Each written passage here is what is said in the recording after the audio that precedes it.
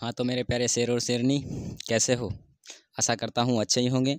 तो आज हम लोग फिर से मौजूद हैं एक नई क्लास के साथ, जिसमें आपका चैप्टर होने वाला है कौन सा? तो 10वां चैप्टर होने वाला है, ठीक है।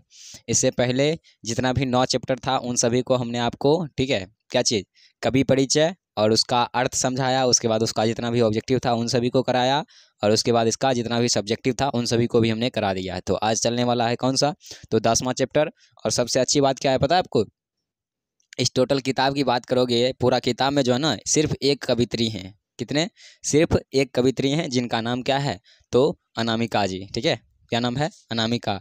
और मात्र यही एक कवित्री हैं जिन्होंने पूरे किताब में अपना स्थान बनाया है, ठीक है। बाकी इसमें देखोगे सब जो है ना, कवि ही मौजूद हैं, ठीक है। तो आइए देखते हैं सबसे पहले किसके बारे में। तो कवि के बारे में, जैसे ही कवि के बारे में होगा उसके बाद हम कविता समझ लेंगे, और कविता समझने के बाद कुछ क्वेश्चन बोर्ड पर लिखा हुआ है जिसका आंसर आपको बताना है, ठीक है। तो शुरू करते हैं। बोल रहा है, समकालीन हिंदी कविता में अपनी एक अलग पहचान रखने वाली कवित्री अनामिका का जन्म 17 अगस्त 1961 ईस्वी में मुजफ्फरपुर बिहार में हुआ था। सबसे पहला क्वेश्चन बनेगा कि अनामिका जी कैसे कवि हैं? तो याद रखिएगा, समकालीन कवि। अनामिका जी का जन्म कब हुआ? तो कब? 17 अगस्त 1971 ईस्वी, 61 ईस्वी में। कब हुआ था? 1961 ईस्वी में। कहाँ पर हुआ था? तो मुजफ्फरपुर बिहार में हुआ था, ठीक है। और ये बिहार के कवि हैं, तो बाबू इसको हल्का मत लेना, ठीक है। जिस तरह से सुमित्रानंद पंत अपने बिहार के कवि हैं, तो उससे हमेशा 2-3 क्वेश्चन पूछता है, उसी प्रकार से इस चैप्टर से भी आपको 2-3 क्वेश्चन देखने को मिल जाएगा, ठीक है। तो आगे है कि उनके पिताजी श्यामानंद किशोर हिंदी के गीतकार और बिहार विश्वविद्यालय मुजफ्फरपुर में हिंदी विभाग के अध्यक्ष थे। यानी इनके पिताजी जो थे वो गीतकार भी थे, और कौन थे? तो हिंदी हिंदी विभाग के अध्यक्ष भी थे, ठीक है। हिंदी विभाग के अध्यक्ष थे, तभी तो ये कवित्री बन पाई हैं। नहीं, ऐसे इनका रुचि ज़्यादा जो है अंग्रेजी में है। देखो, सारा चीज़ अंग्रेजी में ही करेंगे। आगे है कि अनामिका ने दिल्ली विश्वविद्यालय से अंग्रेजी में MA किया। क्वेश्चन आपसे पूछेगा कि अनामिका ने MA कहाँ से किया? तो याद रखिएगा, दिल्ली विश्वविद्यालय से। और वहीं से PhD की उपाधि पाई। दूसरा क्वेश्चन, उन्होंने PhD की उपाधि कहाँ से पाई थी? तो दिल्ली विश्वविद्यालय से ही। आगे है कि संप्रति वे सत्यवती कॉलेज दिल्ली विश्वविद्यालय के अंग्रेजी विभाग में अध्यापिका रही। आपको क्वेश्चन पूछेगा कि ये अंग्रेजी विभाग के कहाँ पर अध्यापिका रही हैं? तो दिल्ली विश्वविद्यालय में, ठीक है। कौन सा कॉलेज? तो सत्यवती कॉलेज, ठीक है, जो कि कहाँ है? तो दिल्ली में है, ठीक है। आगे है कि अनामिका कविता और गद्य लेखन के एक साथ सक्रिय थी। यानी ये जो है ना, कविता भी लिखती थी और गद्य भी लिखती थी। ये दोनों चीज़ लिखने में बहुत ही ज़्यादा क्या थे? सक्रिय थे। आगे है कि वे हिंदी और अंग्रेजी दोनों में कविता लिखती थी, हो गया। इसके बाद है कि वे हिंदी और अंग्रेजी दोनों में कविता लिखती थी। यानी अनामिका जी जो थी वो हिंदी में भी कविता लिखती थी, इसके साथ साथ अंग्रेजी में भी कविता को लिखती थी। आगे है कि उनकी रचनाएं काव्य संकलन गलत पते की चिट्ठी, गलत पते की चिट्ठी। क्वेश्चन पूछा गया है बहुत बार कि गलत पते की चिट्ठी किसकी रचना है? तो याद रखिएगा, अनामिका जी की।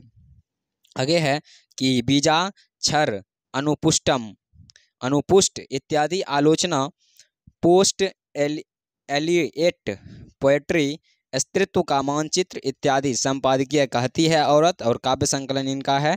अनामिका को राष्ट्रभाषा परिषद पुरस्कार मिला है। क्वेश्चन आपसे पूछेगा कि किसे राष्ट्रभाषा पुरस्कार मिला है? तो अनामिका जी को। उसके बाद इन्हें भारत भूषण अग्रवाल पुरस्कार भी मिला है, गिरजा कुमार माथुर पुरस्कार मिला है, ऋतुराज साहित्य सम्मान इत्यादि पुरस्कार इन्हें क्या है? प्राप्त है, ठीक है।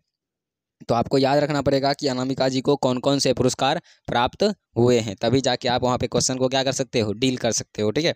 आगे देखिए, आगे है कि एक कवित्री और लेखिका के रूप में अनामिका अपने वस्तुपूर्व समसामयिक बोध और संघर्षशील वंचित जन के प्रति रचनात्मक सहानुभूति के लिए जानी जाती है।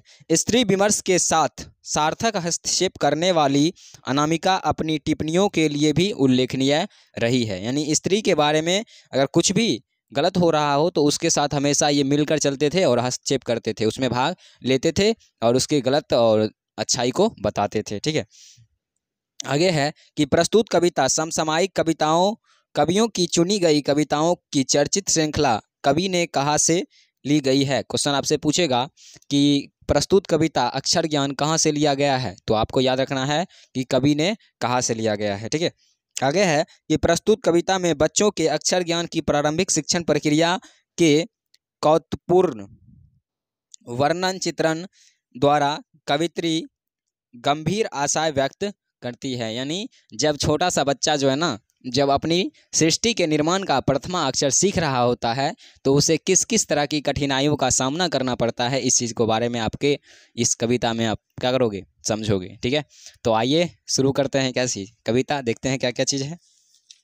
ठीक है, देखिए आपको क्या करना है, ध्यान से सिर्फ सुनना है। ठीक है, सुनने के बाद आपको जितना भी ऑब्जेक्टिव पूछा जाएगा आप आराम से बता सकते हो। देख रहे हो ना, सारा जो है ना एक ऑब्जेक्टिव ही लिखा हुआ है। जब भी पूछा गया तो ऑब्जेक्टिव में ही सब क्वेश्चन पूछा गया है। सब्जेक्टिव का तो आपको पता है हम लोग कैसे देते हैं, पूरा लिख कर हैंड राइटिंग नोट्स है, उसको आराम से आपको क्या करेगा जाएगा, प्रोवाइड कर दिया जाएगा।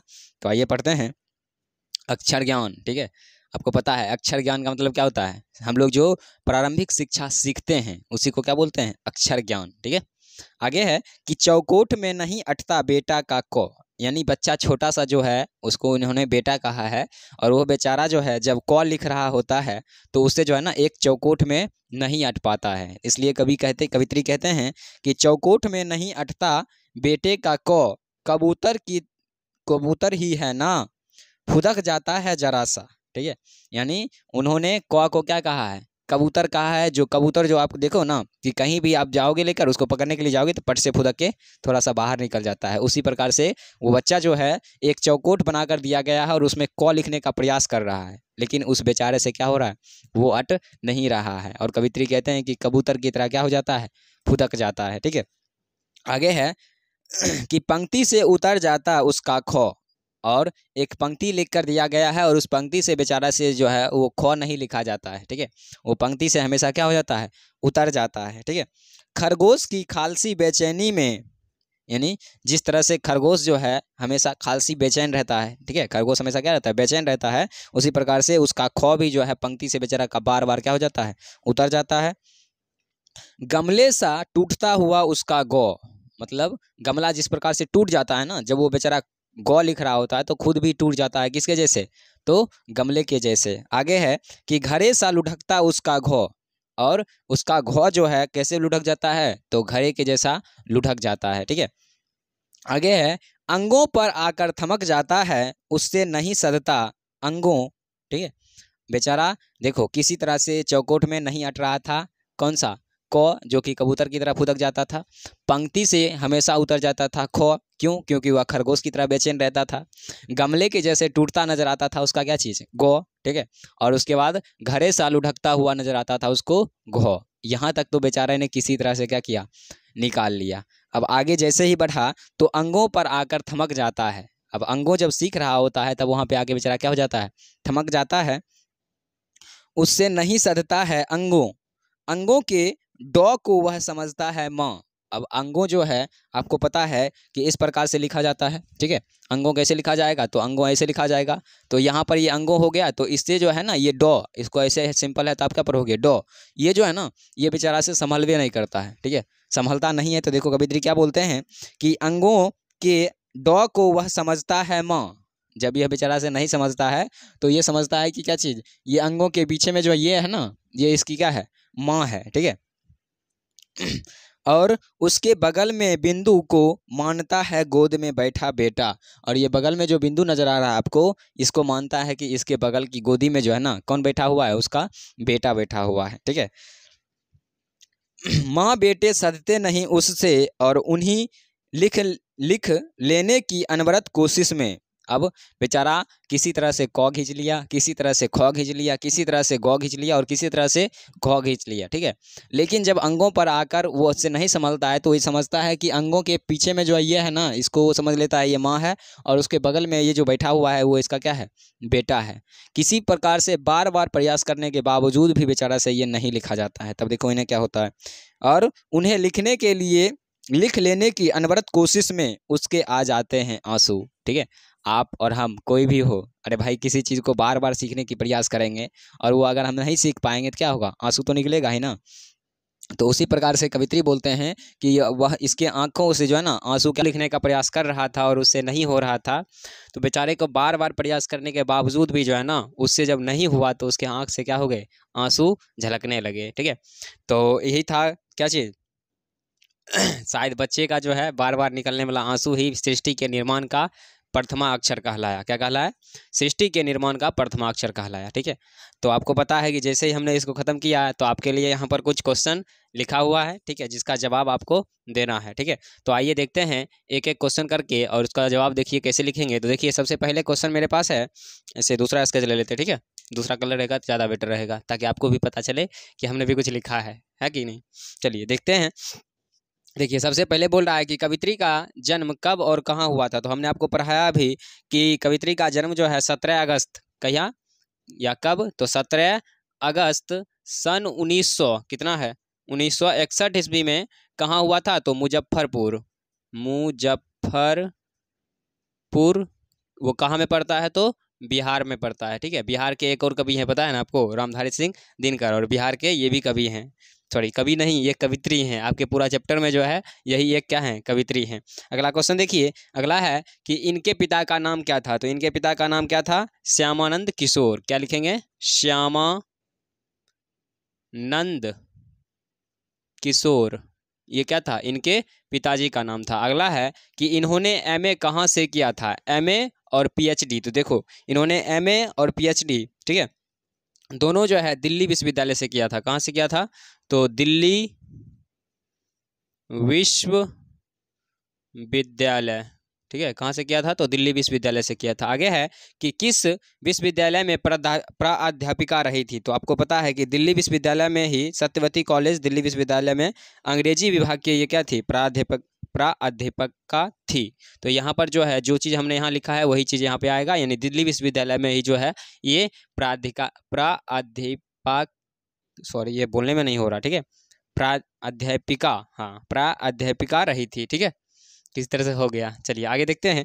आगे है कि इन्हें किन किन विषय में कविता लिखते थे। तो आपको पता है कि ये जो है ना दो विषय में, पहला इंग्लिश, ठीक है, पहला इंग्लिश और दूसरा हिंदी में जो है ये कविता लिखते थे। अगला है कि गलत पते की चिट्ठी किनकी रचना है। तो आपको पता है कि किनकी है, अनामिका की, अनामिका की। ठीक है, उसके बाद है कि इन्हें कौन सा पुरस्कार प्राप्त है। तो आपको पता है कि इनको जो है बहुत सारा पुरस्कार प्राप्त है, जिसमें सभी को लिखना जरूरी नहीं है। आप याद रखिएगा कि भारत भूषण अग्रवाल, गिरिराज कुमार माथुर पुरस्कार, ऋतुराज साहित्य सम्मान। तो एक हम लिख देते हैं यहाँ पर सिर्फ साहित्य सम्मान। क्या लिख देते हैं, साहित्य सम्मान इन्हें क्या है, प्राप्त है। अगला है कि प्रस्तुत कविता कहाँ से लिया गया है। तो आपको याद रखना है कि प्रस्तुत कविता जो है कवि ने कहाँ से लिया गया है, कहाँ से लिया गया है, कवि ने कहाँ से लिया गया है। ठीक है, उसके बाद आइए इधर देखते हैं, कुछ क्वेश्चन लिखा है, बोल रहा है कि बेटे के लिए अंगों, यानी पहले ये और ये क्या है, तो एक है माँ और दूसरा क्या है, इसके लिए बेटा है, यानी ये जो है इसके लिए माँ है और ये जो बिंदु दिख रहा है उसकी गोद में बैठा हुआ बेटा है। ठीक है, आगे है कि चौकोट में कौन नहीं अटता है। तो आपको पता है कि चौकोट में उसका जो है ना कौन नहीं अट पाता है। आगे है कि बेटा कहाँ आकर थमक जाता है। तो बेटा कहाँ आकर, अंगों पर थमक जाता है। अगला है कि किससे माँ बेटा नहीं सहते हैं। तो बालक से, किससे, बालक से। ठीक है, उसी प्रकार से अगला, चलिए तो अगला क्वेश्चन देखिए, बोल रहा है कि किससे माँ बेटा नहीं सहता है। तो आपको आंसर में क्या याद रखना है, तो बालक से जो है माँ और बेटा दोनों नहीं सहता है। अगला है कि खालसी बेचैनी किसकी थी। तो खालसी बेचैनी किसकी थी बताओगे, बालक की थी। किसकी थी, बालक की थी, क्योंकि वो बेचारा जो है ना बालक खरगोश की तरह हमेशा बेचैन रहता था, क्योंकि जब वह ख्वा लिखने की प्रयास करता था तो वह हमेशा पंक्ति से क्या हो जाता था, उतर जाता था। अगला है कि घड़े से लुढ़कता हुआ उसका क्या चीज़। तो आपको याद रखना है आंसर में उसका क्या है, घोड़ा है, जो कि घड़े से लुढ़कता हुआ हमेशा प्रतीत होता था। ठीक है, तो यही था आपका टोटल क्या चीज़, कविता, जिसमें हमने आपको पहले कवित्री के बारे में बताया। ठीक है, कवि हमेशा याद रहता है, पता है ना आपको, क्योंकि पूरा चैप्टर में क्या है, सिर्फ कवित्री ही है, इस कारण से हमेशा कवित्री ही याद रहते हैं। ठीक है, तो पहले हमने आपको कवित्री के बारे में बताया, उसके बाद इसमें